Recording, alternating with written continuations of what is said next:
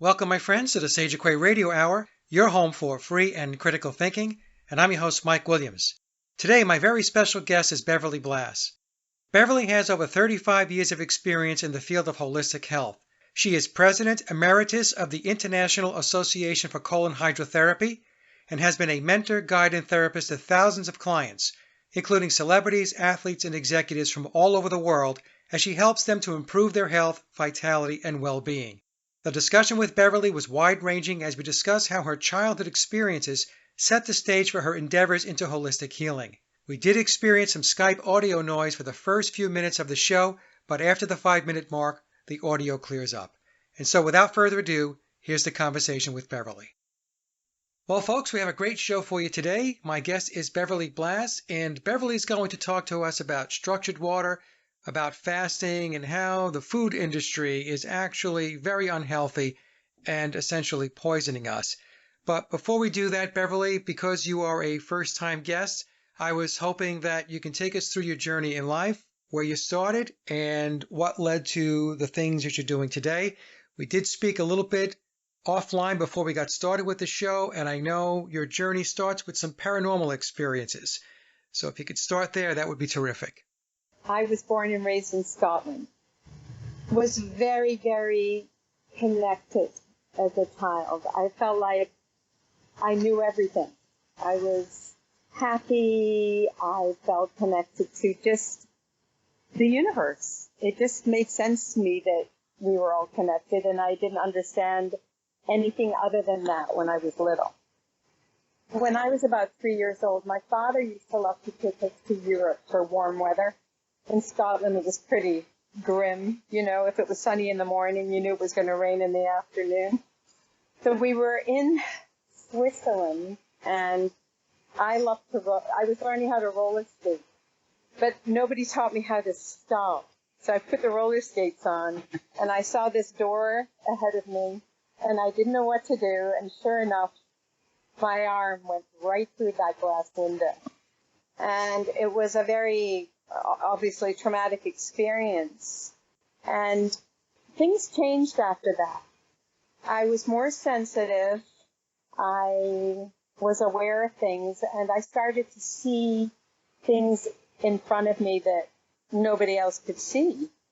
And it was confusing to me. At first they had a form, or they looked like somebody else. And this would occur every single day. And it wasn't so frightening when I was little, but as I got older, what would happen was I would get a strange feeling in my body first. And then I would get a sense of that there was something other than myself near me. I could see it, but nobody else could see it. And it was not a good feeling. It was a frightening feeling. There was a sensation of harm that was going to happen. So what used to happen as I got older on a daily basis, I used to pass out from the fear. I was terrified. And I think around the age of 10 or 11, still asking questions, people would say to me, it's just your imagination, you had a dream, it's not real. I would get the sense that... So this happened at night, Beverly? Most of the time at night, but it happened in the daytime also. And I was also in a private girls' school. So I felt like what was happening was I was a free spirit that was being very much shut down in terms of having to go to this school that had no creativity. It was very dark.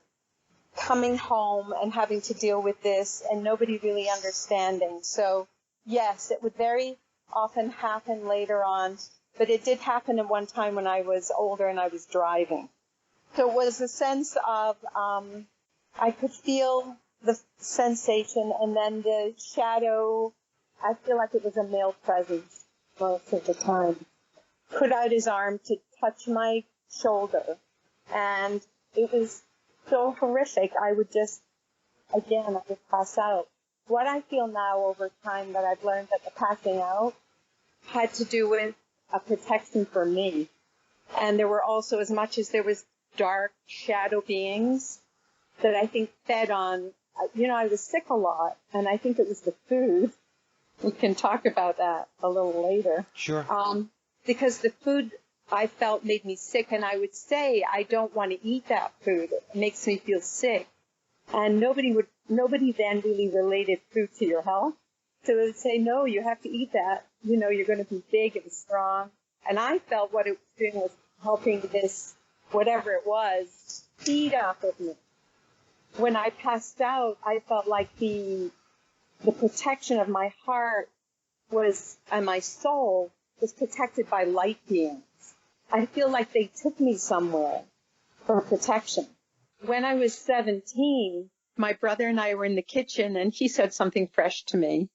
And I said, you can't talk to me like that. And he left the kitchen, actually. And then as I got up and walked towards the door, which was a etched glass, thick glass door, weaved with leaves, all of a sudden I felt this huge energy, so powerful that I went right through the glass door and was on the other side. And don't actually remember going through it, but I immediately felt like he pushed me. And they thought I meant my brother. I didn't mean that at all. I meant that it was this energy that had been plaguing me for all these years had finally, somehow, with tremendous force, pushed me through the glass door. Now, was the glass door really there? I mean, as far as physically there, anybody else could see it? Yes. Okay, all right. I was on the other side of it. It was a glass door. It was shattered, completely shattered. And my mother saw me and I think she went into shock because she left the room and called my father. My father came. I know there was an ambulance that came. They wrapped me up.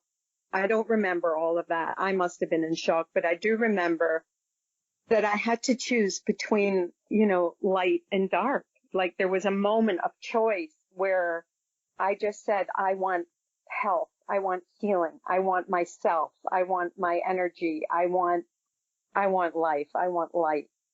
That energy was gone. It never came back after, 3 to 17. It was there. So I do believe that having made that choice set me on a course of my whole life. But the results and the response from all of that, I ended up coming to the United States. That's a whole other story. But in the United States, I was in New York and in Massachusetts, was diagnosed with MS and said, no way. I'm not doing this. And I said, please, I don't know what to do, but I need some divine intervention here. I need help. So what ended up happening was I found a doctor in New York City who was 92 years old, an old European naturopathic doctor from Germany. He was up in the tower on 42nd Street, so it was a little like, oh, I'm not sure about this. So he read my stuff and he said, listen, I don't care what you've got. It's not important. He said, what I need you to do is do what I tell you and you'll get better. He said, no food. Stop eating immediately. You can only have raw food if you're going to eat anything. And I need you to come into my office every week, do heat treatments, hot and cold treatments, and do colonics. And I said, every week? He said, every week. And I said, but I don't have the money to do that. I was a kid. He said, I don't need your money. I'm 92. Just pay it forward. And I didn't know what he meant back then. He said, go out and buy a juicer, and any vegetable you see, put it through that juicer. Any fruit, put it through the juicer. He said, and you can't eat anything else. That's it. He said, and grains are the poison of humanity. He said, don't touch them ever. Don't touch them ever again. So I don't know. I just showed up there. He did everything himself besides the colonics. And I started to feel better. I started to feel like I was waking up to feeling like, gee, this is what I used to feel like when I was a kid. And over 2 years, it wasn't an overnight thing. It's not like next week I felt 100%. It took about 2.5 years, but all my symptoms went away. And I'm like, oh my God, if it helped me. And, you know, in those 2 years, I was reading everything, trying to find out what the heck was going on. I thought if I could get better, then other people can get better. So I went to colonics school. I went to herbology school with this ex-nun called Arcus Flynn in, down in the East Village. She had an apothecary, and behind she had school. You went to learn how to work with herbs. So, I mean, for me, that was like, it was no longer, it was just, I was pulled in every direction to go find out about natural sources in terms of nature, that you didn't need anything else, that, you know, inside we knew how to get better, but we've forgotten. I watched my brother go through the whole medical process for himself and just get sicker and sicker and sicker. So by the time he was 46, it was hopeless.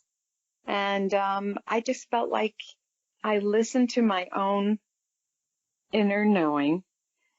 This guy told me that everybody has that, this 92-year-old. He said, if you need to get in touch with your own knowing of who you are truly. He said, and then every cell in your body is going to respond to what you tell it. You know, back then I really didn't understand. I was just following what he was helping me connect to my deeper part of myself. That's what I truly believe. So after like 3-4 years, I decided I'd done enough research. I had a license in my massage. I decided to go see a chiropractor I knew in New York City through someone else I knew to see how I could open up an office in New York City. Like, sure, you know. So my first office, I went to talk to him. He listened to me and he said, you know what? He said, I'm going to set this up for you. I'm going to set up your colonic equipment. I'm going to do it.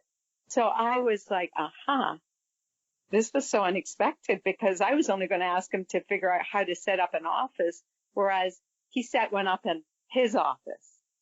And he said, I'll send you everybody. I said, oh, don't send me any men. He said, don't be ridiculous. It's half the population. So of course he sent me all men, and it taught me how to have boundaries, but also be myself and be able to connect to them on a heart level, but not, you know, on a level that's anything other than from the warmth of your own heart. So what is colonics? Colonics are basically a cleansing of the large intestine. So it's a very gentle process. And I discovered after a few years of doing this that the least amount of water you put in, the higher it goes, and it allows the body to do the work. So the water is a catalyst to allow your own system to do the work. But what happens in the colon is it's where everything on all levels, on your mental, emotional, spiritual, and physical level come through. It's like a channel that allows the body to move it out. So I got to see I've been doing this for 35 years, that it isn't just about what's in your colon. It's so much more than that. But it's also a tool that I understood that with water, everybody was walking around dehydrated. The biggest thing in colon hydrotherapy is to rehydrate the body as well as remove the waste in a very, very gentle way. I could see no matter what a person had, that immediately they felt better. You have 5-6 feet of large intestine. We don't deal with the small intestine, which is about 23 feet, which is where you digest and absorb most of the food. It's like if you never emptied the garbage, you can imagine what's going on in that 5 feet of large intestine. So it's really very simple, but it's an enormous prevention for people. And it's also my understanding too over the years was that if we are made up of 70% water, and I'm working with water, what an opportunity to be able to influence what that person says to themselves as the water is going in. It's changing the structure of their water inside their body. And most of what we drink in this world at this point is bulk water, which is coming out of our taps. It's in bottles. It's in plastic bottles. It's, to me, very well thought out in terms of how to keep people from recognizing who they are. If you bathe in it, you shower in it, you drink it. I mean, the opportunity to keep a mass population stupid is very simply by creating water that isn't alive anymore. It's dead, basically, unless it's structured, because we are naturally structured in our body. But if you don't drink structured water, again, you're depleting the body of its natural progression on all levels. Now, you mentioned about how well thought out it is with regard to the water. Yes. But we can apply that to anything. And this is something that so many people, actually, probably 99.99% of the population do not understand, that the agenda is so precise in its way of managing our lives. And when I say managing, folks, I mean like managing, containing our lives so that we don't expand.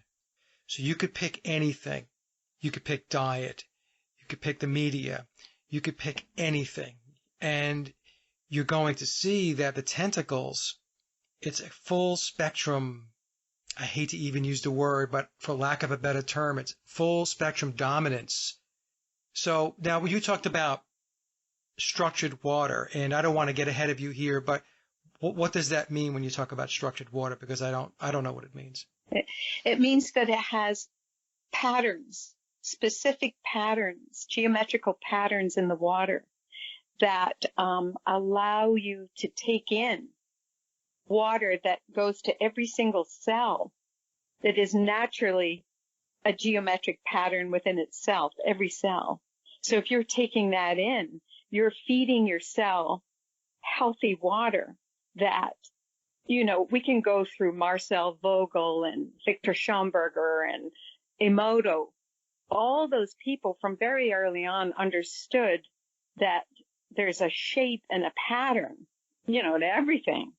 But especially in a human body, that if you take fluid in, it affects your blood in terms of the life force of the energy that you are able to utilize within your system.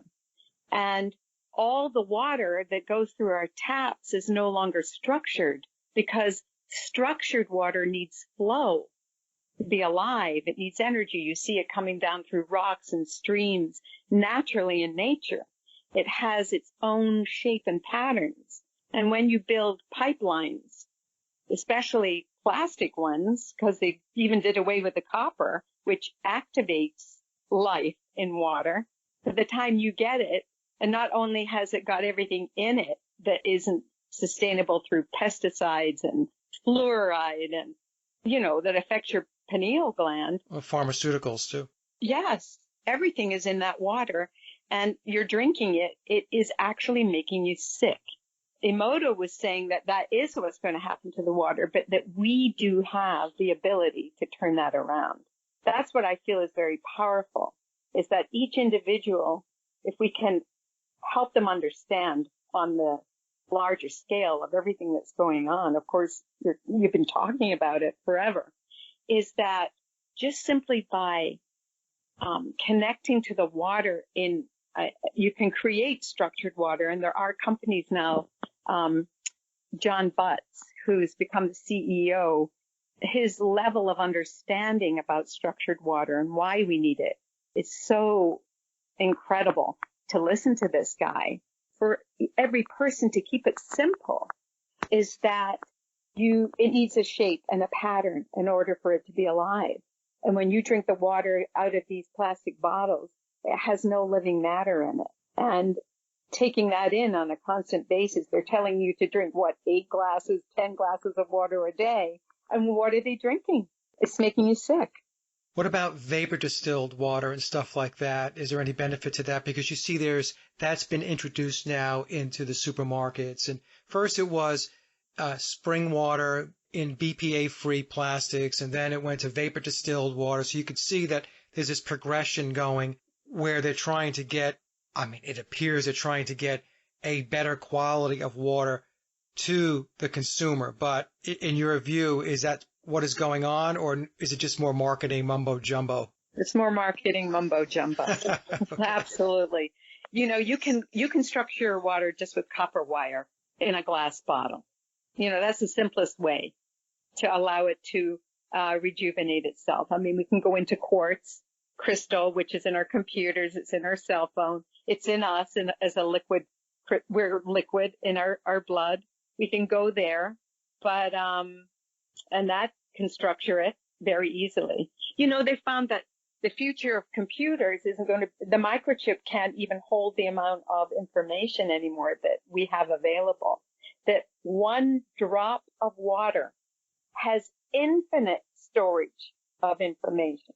So if the powers that be know that just one drop of water holds that amount of information, what do you think they want to do to us in terms of contaminating the water? Yes, totally. It's got nothing in it that provides sustenance to our living cells. We're a living being, and they know that.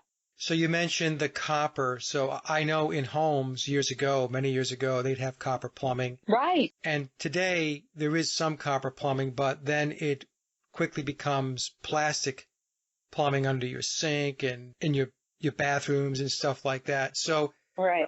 How would one use copper to structure the water? What do you have to do?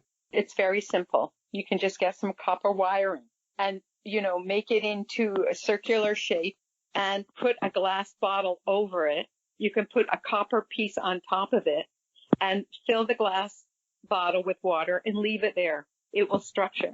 That's the simplest way to do it. Okay.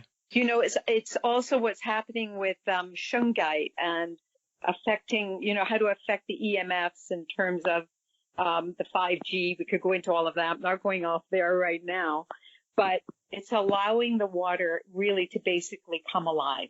That's what you're doing. I have a canister at home, Beverly, and it takes out the fluoride and all that stuff. Right. So if I wanted to structure that water, now I have copper wiring because I'll do electrical work in my house. Yes. So if I take copper wiring, do I wrap it around that canister? Would that work or no? You just make a plate on the bottom, like a plate, copper plate. Underneath the canister. Yes. That really, truly is the simplest way to go. Or even put some quartz crystal or whatever in the water. That is a living entity that understands structure. It will structure the water. I see. Okay, well, I'm going to do that as soon as we wrap up here. Yeah. Well, it's very simple and very, I do that with the water I use for the colon hydrotherapy. So that even, it's even allows inflammation to be reduced very quickly when you do that.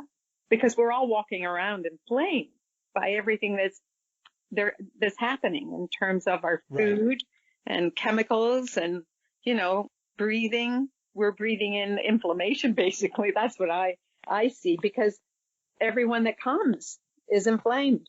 That's what's going on. So we have the ability to reduce that very quickly. What about clients that come to you that have or suffer from rheumatoid arthritis? Are you able to help them? Absolutely. Absolutely. Again, my teaching was, it doesn't matter what you have. If you could understand that you have to go to zero in order to change anything in your body, which for me over the years, I found that the best thing to do for anybody is water fasting, is you stop eating and you just allow your body to reset itself, the human growth hormone, your stem cells, you need fluid in your brain, is allowing your whole body to just take in structured water. Obviously, I would recommend. And over a period of time, people go, oh my God, but I can't go without food. What do I do with my hunger? And after 2 days, you're not hungry at all. In fact, you feel so peaceful and you're not craving anything. because the more, as long as we're eating, we're feeding the cravings. But if you stop, and even with juice fasting won't go to this level of healing. So when you do a water fast, what's the prescribed number of days to do that? Is it 2 days, 3 days? It depends on the person. But for you to go into ketosis, it takes about 72 hours. So, I have to work with each individual where they're at. I have to understand how they're functioning, where they're at psychologically, emotionally, to be able to go into this. And if you're eating, hamburgers and French fries, it takes time to weave your way into a fast. It would take maybe 2 or 3 weeks to get there. So you're coming off of everything that you're eating, so that by the time you're going into a water fast, you're really just having maybe some vegetable juice or fruit shake or something like that. So that, and then doing the colonic will immediately, people go through, but I don't want to go through feeling sick and those flu symptoms. When you have a colonic, you don't have to go through any of that whatsoever. None of it, because it's all gone. Because what's happening is the liver has to process all the waste in your body. And when you go through a detox, it's your liver that's trying to take care of those toxins, whereas the colonic will get rid of it. So your liver goes, I'm with you. I'm right there, and it starts to rejuvenate as well. Affects your whole system. So after the 72 hours, Beverly, if somebody decides to eat, what do you suggest? After 72 hours, fresh pressed juice. But I really would, I work with people where they go 5 days, 7 days, 14, in terms of really getting rid of what's going on in their system. So if they go 7, 10, 14 days, they're just drinking water? Water. As you go on, you can have what's called potassium broth, which is made with vegetables, but you just drink the broth. You can have, different kinds of herbal teas. You want to, it's like cleanse, nourish, and build. You want to rejuvenate your system all the way down to the cellular level. And the longer you fast, the better results you're going to get. And they lose a lot of weight. Yes, but that's never my focus.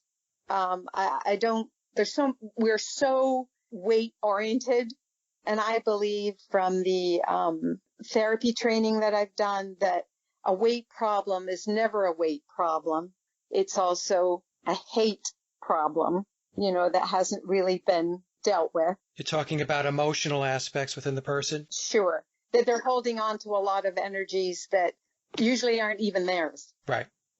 So we can go in a lot of different areas with that, but it really clears the energy of the person when you do water. Okay, so, and I know I'm sounding really thick on this. So if they go 2 weeks with the water, with the structured water, I'm assuming there is some kind of diet that they should adhere to. What is that diet like? So you have to come off the fast really, really slow, because that's where you're getting everything. You want to kick everything in again, but in a healthy way. So you're dealing with going from water to maybe fresh pressed juices to shakes, because you need the fiber, and then to raw fruit and salads, maybe some steamed veggies. For my own belief system and understanding, I come from plant-based. I think consciousness in terms of understanding, I don't believe we were ever meant to eat animals. Again, what you're bringing back to the cells is a structure that can communicate with each other on a whole different level. And so you get to go beyond your own physical being to understand what's actually happening around you and how connected you really are to nature, and that we are that there is no separation. The separation is in our mind that's happened to us on all levels. Our power and our way back is self-power, self-understanding. And to be able to do that, you need to keep the food light, and what's so great is that you don't have to eat a lot of food to be healthy. The less food you eat, actually, the healthier you are. But we're so conditioned to believe that we need food to live. It's a lie. Well, they promote it. they promote it. I mean, right? We have fast food restaurants and we have the food channel and everything's about food, prepping food, how you can make it look pretty and all this stuff. They make rock stars out of these chefs, and, yes, right? yeah, And it's all about just pushing food. So that's the thing that, caught my attention is anytime they do something that over the top, you should pause and say to yourself, this is not good. right, Right? Because right. the powers that be, the matrix, the controllers are pushing this agenda. Yeah. So then let me ask this question. Vegetarians and vegans. I'm a vegetarian. And I'm a vegan, so. Okay. All right. Yeah. So on one hand, we see, like I was mentioning, where the controllers are pushing, just keep eating, right? Right. And then on the other hand, we also have them coming out with various celebrities that are promoting vegetarianism and veganism. So it almost seems like they're playing both sides of the field. Yes. Which is something that they do, right? This is the whole duality, right, right, of their program. Yes. So could you talk to us a little bit about some of the myths around, hey, if you don't eat meat, you're going to be missing these vitamins and so on. You're not going to be healthy. I have been a vegetarian now for over 2 years. Yes. And my health has been great. Right. I Right. haven't been impacted by not sitting down and eating a prime rib, Right. as an example, right? Or chicken. So could you take us through that a little bit if you could? Well, again, that's the conditioning that we've had since we were kids. Eat your meat and potatoes. But they start earlier than that. I had a doula service in New York City for a long time where the promotion was not for the mother to really breastfeed the baby, where they get all the nutrients. You would go give birth in the hospital, and the first thing they'd want to do is give the baby, even though you said, I want to breastfeed, they would give the baby sugar water. That's a norm. And not only is it introducing sugar and awful water to the baby, but it's also a different sucking reflex when you drink from a bottle. So this is within the first 24 hours, an infant knows how to suck on a breast. What they've done in the first 24 hours, you give that baby sugar water and a bottle. It's very difficult for that baby to go back and breastfeed. So there you go. Oh, don't worry. Infant formula's fine. So the baby's not getting the bacteria it needs from the mom. Never mind cesareans. I mean, there's so much involved in this in terms of right from when you're born, what happens. So the understanding for parents, for education, for eating food comes from very, very early on, that you don't need to give a child meat or dairy for a child to survive. But we've been raised on that. So we're taught to believe that if you don't have meat every day and milk, that you're not going to grow properly, that something's going to happen to your bones. Whereas what happens with regular milk is very often the calcium is growing outside of the bone and not inside the bone. And they've found that in milk, casein is the number one turn on in cancer. They know how to turn it on and turn it off. And that's in the milk? It's in the milk. Okay. Especially Especially the cows in this country, because they're different than cows in Europe. Isn't that amazing? Do you know what I'm saying? It's like, it's the whole system. If you take a look at every detail, it's brilliant. In an evil way. In an evil way, yes. Yes. There are those that know. And I think with shows like yours, we can educate and help people understand that they can literally change what they're doing. It is, yes, you're dealing with emotion and addiction and your connection, because that's what we've been programmed. Our teeth are not designed for meat. We have what they refer to as the canines here. Yeah. But that actually is to bite into an apple or something, right? To grab it. Right. It's not to sit there and munch on a cow. Yeah. We have arms to reach up and pick an apple or a peach or a pear or a plum, that have we're not taught that those fruits and vegetables contain everything. They contain protein, fats, sugars, that in an avocado or even an apple, it has everything in it. And all the dark leafy greens have more. This is what I teach is they found it has more absorbable protein in kale than in a steak. So we don't need much. The most we need of protein is when you're an infant and your brain is growing so fast. After that, you don't. Look at the amount of diabetes and heart disease that we have in this country and all over the world because of what's being fed now to people. It's a crime. And what's a proof point with that is I was talking to somebody the other day, and I said all of these urgent cares are going up like they're the new McDonald's. Yes. They're going up like fast food restaurants, and they're popping up. It's not just urgent cares, but they have all kinds of medical facilities. I mean, where I live here in Raleigh, North Carolina, I cannot believe how many medical buildings are going up. And there's a reason for that, right? It's because there's an anticipation that there's going to be a very high demand for people to be at those facilities. That's right. And the reason why they know about the demand is because they are creating it. Absolutely.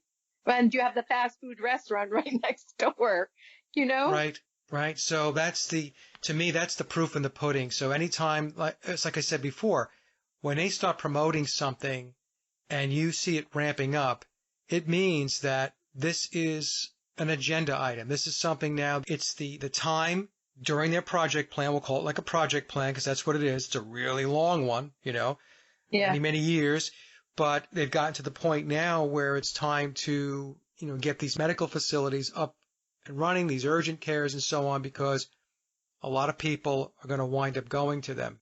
Yes. And to continue to perpetuate the whole thing about our health, they've created a perception in people that it's normal to expect that you're going to get sick, that you're not going to feel well, that you're going to be fatigued, that you're going to be depressed.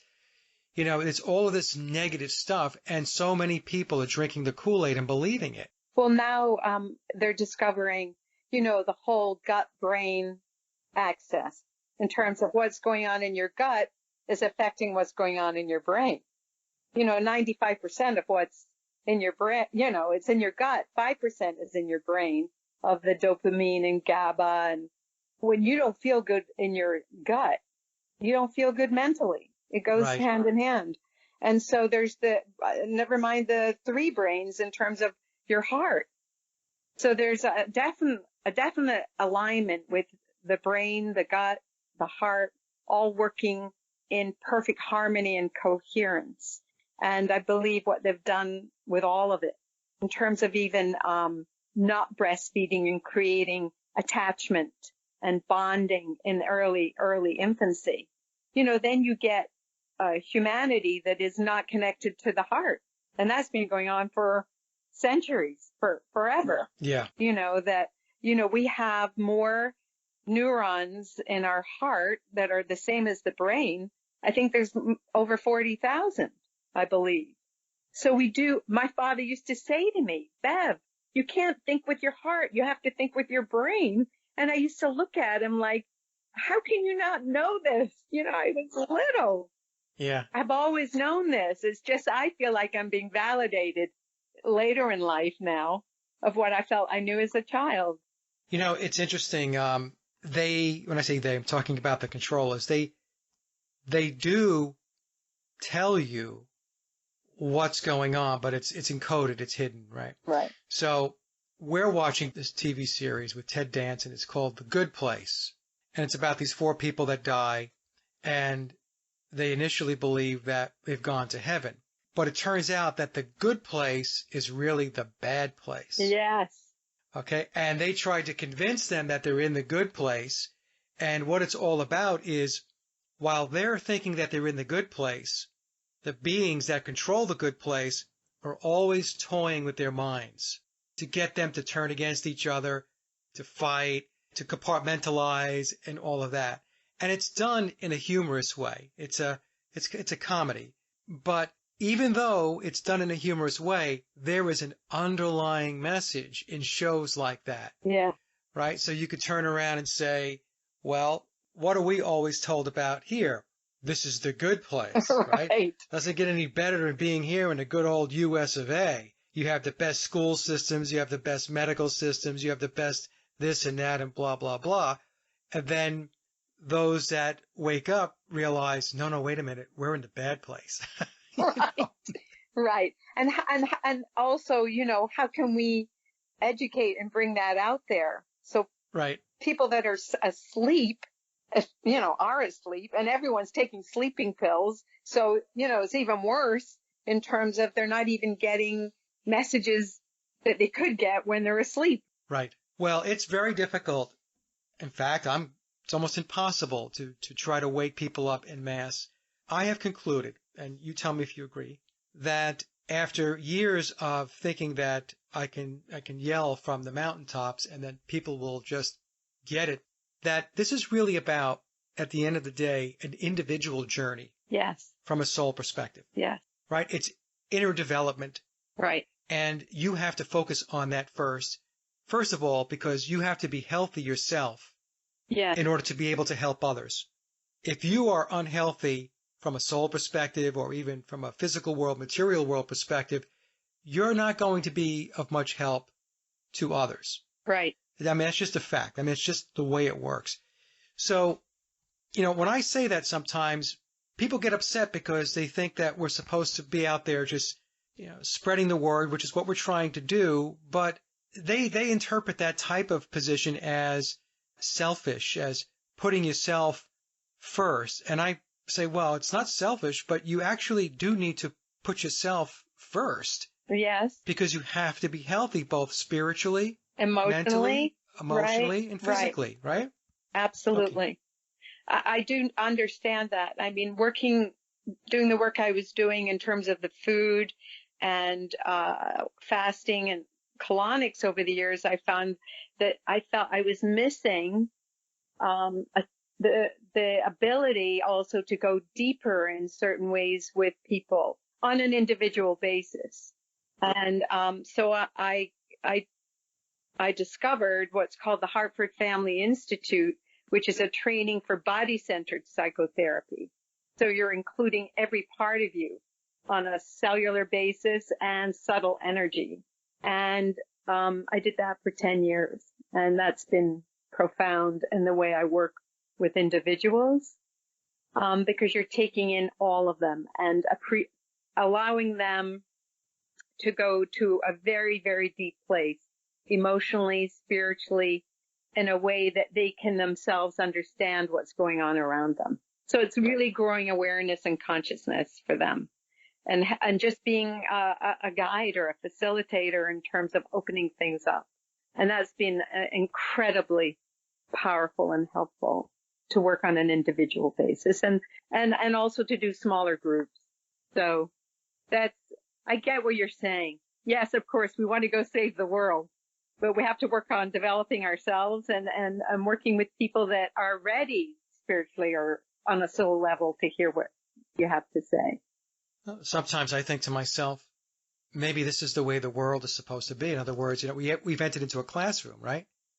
And it would be like going to school and signing up for calculus. And then when you get there, you're like, you know what? I want it to be about biology. Yeah.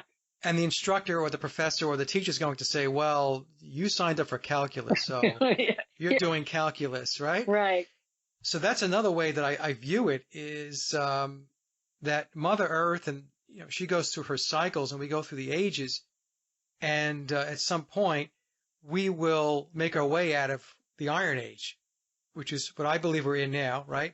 And start that upswing, yes, that ascension, right, into the bronze, the silver, and then eventually back to the gold. So that's another thing that I have been, contemplating. I think right now, to be honest, we're in a transition period between the iron and the bronze. And this is why a lot of us have come here now to talk about the types of things that we're talking about right now. It's table setting. But this transition period could take hundreds of years. At some point, others are going to have to pick up the baton, right, and move forward. And then eventually what will happen is a new cycle will be in play and things will be very different. Again, these are my personal thoughts, folks. I know there are people out there that are not going to agree with it. It's okay. We can agree to disagree. It's okay. So how do you view where we are at with this realm, with this reality, if you want to, well, I guess we can call it a reality. We're experiencing it, right? So we have to interact with it. So what are your thoughts about that? Is it designed to be this way so that we have to face these challenges, or is it not supposed to be this way and it fell into the hands of the bad guys and now we're trying to wrestle it back? Well, I feel I know that it was a certain way and that we came here to grow in consciousness in our heart and have a knowing to help this planet and every being on it. And that there were others who chose the duality of that. Yeah. And instead of using it for good, chose to use power, which, is really force. It's a dominating power. If you're in your power and if I'm in my power and you're in your power, that's amazing what could happen. But if I have power over your power, then you disintegrate. Yeah. And that, I believe, is what's happened to the majority of the people on this planet, is they're controlled. Yeah, they're controlled. They gave up their power. Yes. Right. You want them to bring their empowerment back, but they've given it up to quote unquote authorities. Yes. And so I think we have to move through that in order to have back what was originally probably planned for this planet eons ago. And I think it's probably gone through cycles of this more than a few times, so that as we grow on a internal soul level, that we're coming to more and more consciousness. I know Rudolf Steiner spoke about that at length. There are many people that have said it. And of course, what did they do with it? They put it like the Dead Sea Scrolls in jars hidden away so that we don't have access to our own knowing. Right. Yeah. So, or stored in the vaults under the Vatican. Oh, yeah. That's another story. Wouldn't right? you love to go take a peek down there? Oh, my goodness. Yes. Yeah. Can you imagine what's there? Everything is down there. That's what's down there. Everything we want to know is down there. I know. Yeah. So, Beverly, before we wrap up, is there anything else that you wanted to talk about that we haven't covered? Wow. I think we covered quite a bit. I just feel that we're touching different areas, and that there is so much more in terms of what we could talk about on a much deeper level. And perhaps this is a door, a portal to maybe go through, to say that, there are other beings helping us. We're not alone in this, that there is a design, because if there's hexagonal patterns in water, it's like, who are we? And what is this about? And I do believe that there's an absolute creative, inspiring opportunity for us as beings to really live the way we were meant to. And I'm going to hold that. I say to people, whenever you want to be brought back to where you need to be from an inner mind perspective, a spiritual perspective, when things look bleak, when things look bad, especially, everything that's going on in the world, you have to think to yourself, do you really think that the creator, source, or God walked off the reservation? Do you really think that happened? Right. So I got triggered with this when you said that there's a design, and there is a design. Yes, I believe that. Absolutely, there's a design, and that's something that we must always keep in mind, because I believe part of this realm that we're in, its purpose is to disconnect us from source. Yes, maybe that's the whole purpose. Exactly. And that we cannot be disconnected. We can never be separated. Right. Very good. If my listeners would like to learn more about your work, where can they go to learn more? They could go to beverlyblass.com, Ley, Beverly with an E. And I do have an Instagram page. I'm not really up on all the social media, but I am, writing a book. So hopefully that'll get done. Very good. And that's a way to reach me. Okay, great. So we'll have that in the description box below, folks, and check out Beverly's work and her website and her Instagram page. And that concludes another Sage of Quay interview, and I hope you enjoyed the discussion as much as I did. Links to my guests' websites and social media are listed in the description box below. And as always, I would like to thank everyone for listening and visiting the blog. You can find all my social media and web links by visiting my hub website at sageofquay.com. Also, if you get a moment, please visit laboroflovemusic.com to check out my music and album releases. And remember, live in truth and always serve creation. It's really that simple. See everyone with the next show. Be safe, enjoy, and God bless.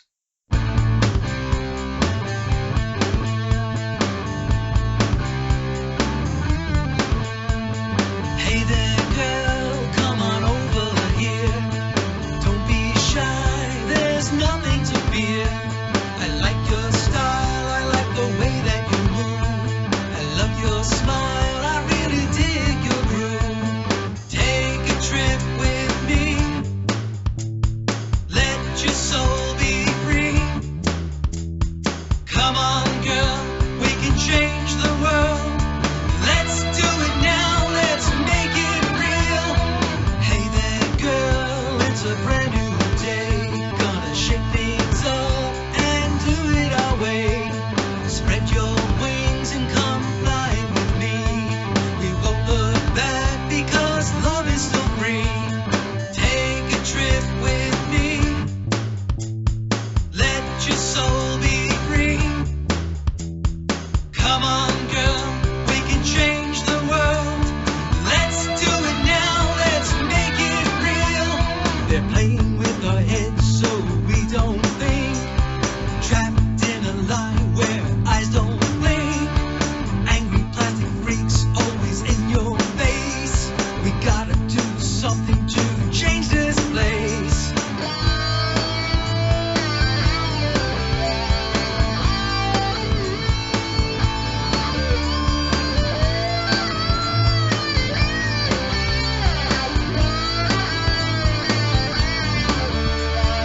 Come on, girl, look to the sun. Reach for the sky, we're gonna have some fun. Let's change the world, let's do it now. Hey there, girl, come on over here. Don't be shy, there's nothing to fear. I like your style, I like the way that you move. I love your smile, I really dig your groove. Take a trip with me. Let your soul be free. Come on, girl, we can change the world. Let's do it now, let's make it real. They're playing with our heads so we don't think. Trapped in a lie where eyes don't blink. Angry plastic freaks always in your face. We gotta do something to change this place.